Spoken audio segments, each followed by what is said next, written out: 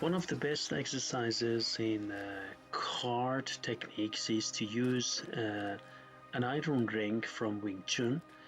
You need to be very careful because your offhand moves close to the card, so especially you need to be very experienced and do not do this at all unless you're at a very advanced level.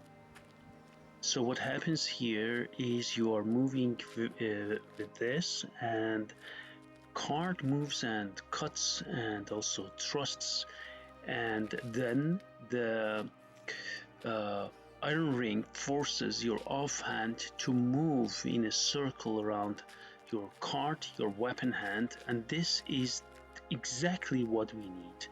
Very often when you do a single card or a single khanjar, whatever, the offhand moves away from the center line, which is not the way it should be, because this offhand is there to trap and to gain momentum to trap or to grab or to just slap away the hand of your opponent, the weapon hand of your opponent. So iron ring also at the same time hardens your arms and the bones in your forearms, and it makes a big difference in your martial arts training. At the same time, when you kick, be careful, do not lose your balance because you have a card in your hand, you have a knife in your hand, and this is extremely important to take into account. You will make a big difference, and this is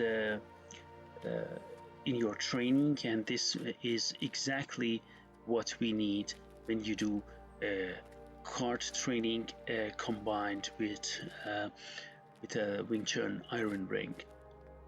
I just wanted to show this is something I came up with. I use Wing Chun Iron Ring for my trainings of martial arts, not only for Wing Chun but also kickboxing, Wing Chun combinations integrated in Muay Thai and kickboxing, and now I came up with this idea.